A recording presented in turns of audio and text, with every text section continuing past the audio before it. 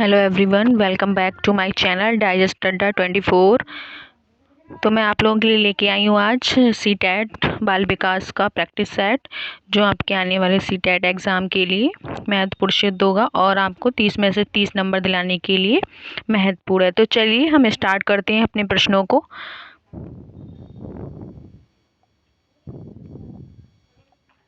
हमारा प्रश्न number first है, निम्नलिखित में से बुद्धि के किस सिद्धांत में बुद्धि की प्रक्रियाओं और बुद्धि के विविध प्रकारों को शामिल किया गया है? तो किसमें किया गया? ऑप्शन ए है हमारा स्पीयरमैन का सामान्य कारक सिद्धांत, ऑप्शन बी स्टर्नबर्ग का बुद्धि का त्रियामी सिद्धांत, ऑप्शन सी हमारा सावत का बुद्धि का सिद्धांत, ऑप्शन डी है हमारा थर्स्टन की प्राथमिक मानसिक योग्यता का सिद्धांत। तो हमारा ऑप्शन बी करेक्ट होगा, स्टर्नबर्ग का बुद्धि का त्रियामी सिद्धांत। Now question number second. Question number second है हमारा, कक्षा कक्ष में शिक्षक प्रयास करता है। तो कक्षा कक्ष में शिक्षक क्या प्रयास करता है? ऑप्शन ए हमारा छात्रों को अनुभव प्रदान करने का, ऑप्शन बी छात्रों को सहायक अधिगम वातावरण देने का, ऑप्शन सी हमारा छात्रों को चिंतन का अवसर देने का, ऑप्शन डी उपरोक्त सभी। तो हमारा question option number D correct होगा, उपरोक्त सभी।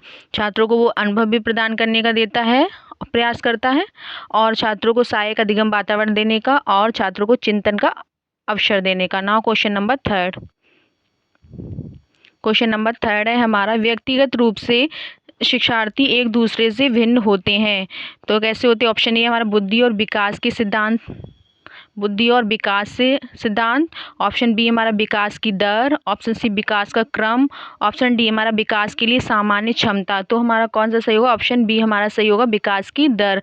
ना क्वेश्चन नंबर हमारा 4 है। क्वेश्चन 4 है हमारा, अधिकांश बालक अपनी मातृभाषा सीख लेते हैं।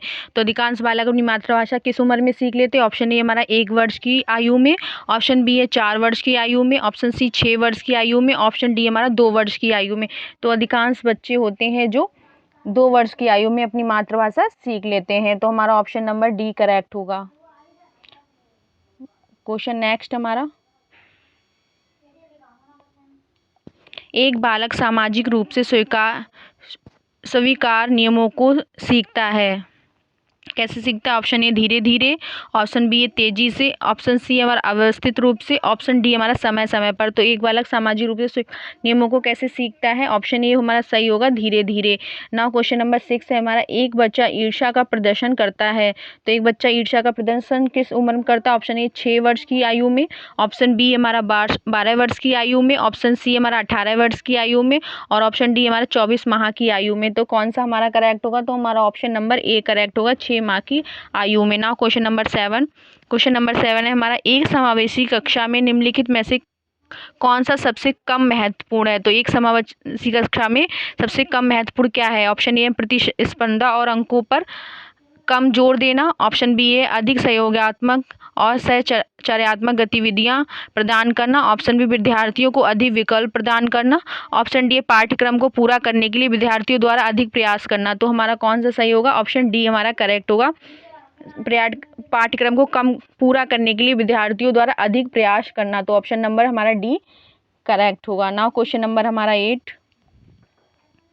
क्वेश्चन नंबर 8 है हमारा, 6 से 11 वर्ष की आयु वर्ग के बालकों की विशिष्टताएं निम्नलिखित में से हैं। तो क्या है 6 से 11 वर्ष की आयु के बालकों की विशेषताएं? ऑप्शन ए बालक स्वाभाविक एवं सक्रिय अधिगमकर्ता होते हैं, ऑप्शन बी सीखने के लिए शिक्षकों पर निर्भर होते हैं, ऑप्शन सी हमारा बालक शिक्षकों से ज्ञान प्राप्त करते हैं, ऑप्शन डी बालक सीखने में रुचि नहीं रखते। तो हमारा कौन सा सही होगा? विशिष्टताएं कौन सी है? तो हमारा ऑप्शन ए करेक्ट होगा, ऑप्शन हमारा एक करेक्ट होगा, बालक स्वाभाविक एवं सक्रिय अधिगम करता होते हैं। ना क्वेश्चन नंबर 9। क्वेश्चन नंबर 9 है,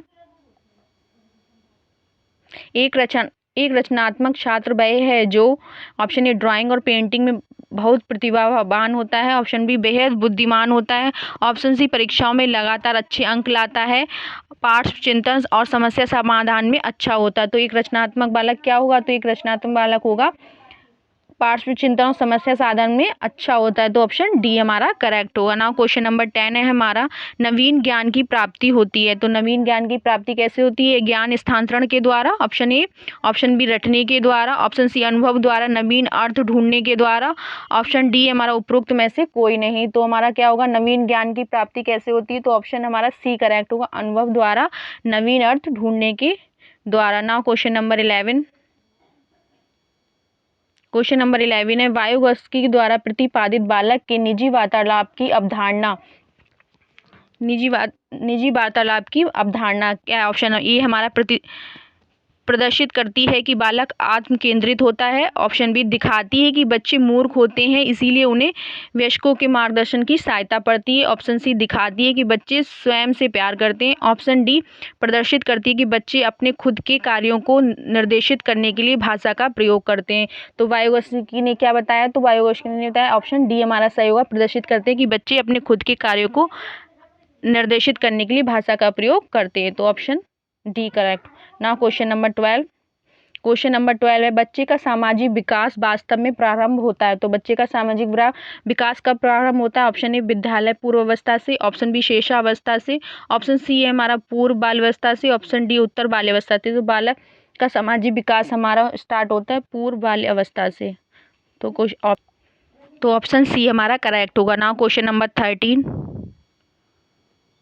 क्वेश्चन नंबर 13 है हमारा, अधिगम में पिछड़े बालक प्राय दिखाते हैं, तो अधिगम में पिछड़े बालक प्राय क्या दिखाते हैं? ऑप्शन ए संप्रत्यात्मक असमानताएं, ऑप्शन बी बौद्धात्मक असमानताएं, ऑप्शन सी हमारा आदत संबंधी असमानताएं और ऑप्शन डी हमारा शारीरिक असमानताएं। तो हमारा कौन सा होगा? अधिगम में पिछड़े बालक प्राय क्या दिखाते हैं? तो हमारा ऑप्शन ए करेक्ट होगा, संप्रत्यात्मक असमानताएं। Now question number 14, question number 14 है हमारा, भारतवर्ष में प्राइमरी शिक्षा निम्नलिखित पर बल देती है, तो भारतवर्ष में प्राइमरी शिक्षा है जो किस पर बल देती है? ऑप्शन ए बौद्ध का विकास पर, ऑप्शन बी आध्यात्मिक पक्ष पर बल देना, ऑप्शन बी सी हमारा विवेचनात्मक चिंतन का विकास करना, ऑप्शन डी हमारा रटने को प्रेरित करना। तो हमारा कौन सा सही होगा? तो ऑप्शन नंबर डी हमारा करेक्ट होगा, रटने को प्रेरित करना, ये हमारा देता है, बल देता है। नाउ क्वेश्चन नंबर हमारा 15, क्वेश्चन नंबर हमारा 15 है, सतत एवं व्यापक मूल्यांकन है, तो सतत एवं व्यापक मूल्यांकन क्या है? अध्यापक पर केंद्रित है, ऑप्शन ए, ऑप्शन बी विद्यार्थी पर केंद्रित है, ऑप्शन सी मापन पर केंद्रित है, ऑप्शन डी कार्य प्रदर्शन पर केंद्रित है। तो सतत एवं व्यापक मूल्यांकन हमारा किस पे संबंधित है? विद्यार्थियों पर केंद्रित, तो ऑप्शन डी हमारा करेक्ट होगा। क्वेश्चन 16 है हमारा, अधिगम एक प्रविधि है, तो अधिगम एक प्रविधि है, ऑप्शन ए तथ्यों को याद करने की, ऑप्शन बी है पाठ्य पुस्तक में दिए गए विषयों को याद करने की, ऑप्शन सी हमारा अनुभव द्वारा अर्थ निर्माण की प्रक्रिया निर्माण करने की, ऑप्शन डी हमारे परीक्षा की तैयारी करने पर। तो अधिगम एक प्रविधि है, तो हमारा ऑप्शन सी करेक्ट होगा, अनुभव द्वारा अर्थ निर्माण करने की। तो now question number 17, question number 17 है हमारा, किसने कहा विकास वृद्धि की परतों तक सीमित नहीं है, इसकी उपेक्षा इसमें परिपक्वता के लक्ष्य की ओर बदलाव की एक क्रमिक श्रृंखला शामिल है। तो हमारा ऑप्शन ए किसने कहा ऐसा? एरिक्सन ने कहा, जैसिल्ड, टेलफोर्ड एवं सॉरे ने कहा, ऑप्शन सी पियाजे ने कहा, ऑप्शन डी हरलोक ने कहा। तो ऐसा किसने कहा? तो ऐसा हरलोक ने कहा, तो हमारा ऑप्शन डी करेक्ट होगा। ना क्वेश्चन नंबर 18,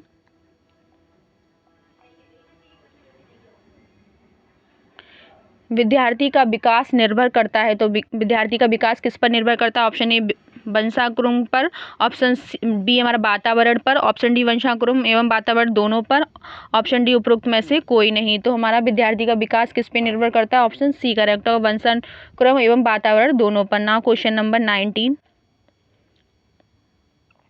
क्वेश्चन नंबर 19 है, अब डैश को अभ्यास और अनुभव के परिणाम स्वरूप किसी भी परिवर्तन के रूप में परिभाषित किया जा सकता है। तो किसको अभ्यास और अनुभव के परिणाम स्वरूप किसी भी परिवर्तन के रूप में परिभाषित किया जा सकता है? तो हमारा ऑप्शन ए करेक्ट होगा, अधिगम को अभ्यास और अनुभव के परिणाम स्वरूप किसी भी परिवर्तन के रूप में परिभाषित किया जा सकता है। ना क्वेश्चन नंबर 20 हमारा, प्राइमरी स्तर पर अनुदेशन होना चाहिए, तो प्राइमरी स्तर पर अनुदेशन कैसा होना चाहिए? ऑप्शन ए शिक्षक केंद्रित, ऑप्शन बी पाठ्य पुस्तक केंद्रित, ऑप्शन सी छात्र केंद्रित, ऑप्शन डी शिक्षक एवं पाठ्य पुस्तक केंद्रित। तो हमारा प्राइमरी स्तर पर अनुदेशन होना चाहिए छात्र केंद्रित, तो हमारा ऑप्शन सी करेक्ट होगा। नाउ क्वेश्चन नंबर 21,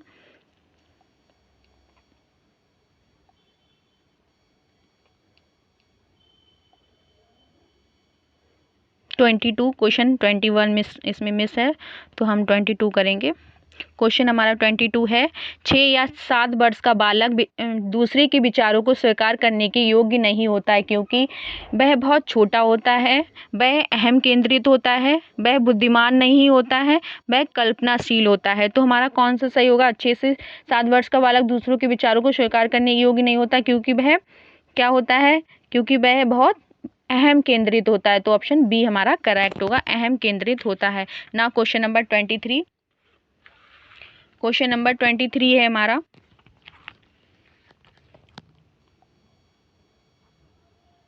एक बालक की गतिविधियां उसकी वृद्धि के अनुसार ऑप्शन ए जटिल होती हैं, ऑप्शन बी आरामदायक होती हैं, ऑप्शन सी तनाव रहित होती हैं, ऑप्शन डी है दबाव युक्त होती। तो एक बालक की गतिविधियां उसकी वृद्धि के अनुसार कैसी होती हैं? जटिल होती। तो ऑप्शन ए करेक्ट होगा, जटिल होती ना। क्वेश्चन नंबर 24, निम्नलिखित में से किसकी भूमिका पूर्व बाल्यावस्था में बालक के संवेगात्मक विकास हेतु सर्वाधिक महत्वपूर्ण है? तो निम्नलिखित में से किसकी भूमिका पूर्व बाल्यावस्था में बालक के संवेगात्मक विकास हेतु सर्वाधिक महत्वपूर्ण? ऑप्शन ए अध्यापकों की, ऑप्शन बी हमारा संगी साथियों की, ऑप्शन डी पड़ोसियों की और ऑप्शन डी माता पिता की।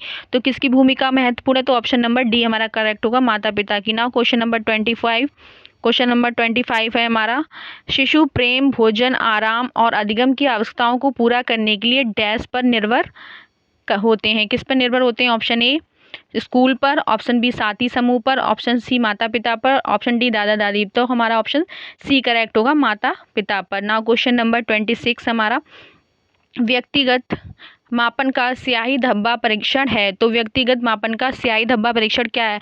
ऑप्शन ए आत्मनिष्ठ परीक्षण, ऑप्शन बी वस्तुनिष्ठ परीक्षण, ऑप्शन सी प्रक्षेपण परीक्षण, ऑप्शन डी इनमें से कोई नहीं। तो व्यक्तिगत मापन का स्याही धब्बा परीक्षण हमारा प्रक्षेपण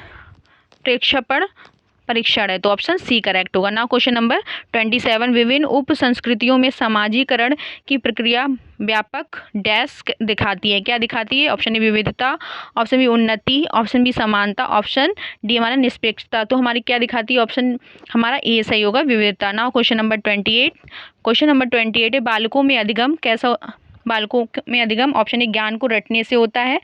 बालकों में अधिगम कैसे होता है? ज्ञान को रटने से, ऑप्शन बी पाठ्य पुस्तक को पढ़ने से, ऑप्शन सी शिक्षकों द्वारा ज्ञान के स्थानांतरण द्वारा, ऑप्शन डी क्रिया करके होता है। तो बालकों में अधिगम कैसे होता है? तो हमारा ऑप्शन डी करेक्ट होगा, क्रिया करके होता है ना। क्वेश्चन नंबर 29, क्वेश्चन नंबर 29 है हमारा, एकल अभिभावक के बच्चे का शिक्षण करते समय अध्यापक को क्या करना चाहिए? तो ऐसा एकल अभिभावक के बच्चों का शिक्षण करते समय अध्यापक को क्या करना चाहिए? ऑप्शन ए इस तरह के बालक के साथ अलग तरह का व्यवहार करना चाहिए, ऑप्शन बी इस प्रकार के बालक को कम गृहकार्य देना चाहिए, ऑप्शन बी स्तर या सतत वातावरण प्रदान करना चाहिए, ऑप्शन डी है इस तथ्य को अनदेखा करना चाहिए और उसके साथ दूसरे बच्चों के समान व्यवहार करना चाहिए। तो हमारा ऑप्शन नंबर डी करेक्ट होगा, क्योंकि हम भेदभाव नहीं कर सकते बच्चों के साथ ना। क्वेश्चन नंबर 30, क्वेश्चन नंबर 30 है, वृद्धि के बारे में क्या सही नहीं है? तो वृद्धि के बारे में क्या सही नहीं है? ऑप्शन ए अभिवृद्धि शारीरिक होती है, ऑप्शन बी अभिवृद्धि मात्रात्मक होती है, ऑप्शन सी हमारा अभिवृद्धि मापनीय होती है, ऑप्शन डी अभिवृद्धि जीवन पर्यंत चलने वाली प्रक्रिया है। तो हमारा कौन सा सही होगा? ऑप्शन नंबर डी सही होगा, अभिवृद्धि जीवन पर्यंत चलने वाली प्रक्रिया है। तो गाइज़ ये रहा आज का हमारा प्रैक्टिस सेट बाल विकास का, जो कि आपके सीटेट में बहुत ज़्यादा महत्वपूर्ण है। अगर आप लोगों को वीडियो अच्छी लगी हो तो वीडियो को लाइक करें, शेयर करें और चैनल को सब्सक्राइब जरूर करें। Thank you so much.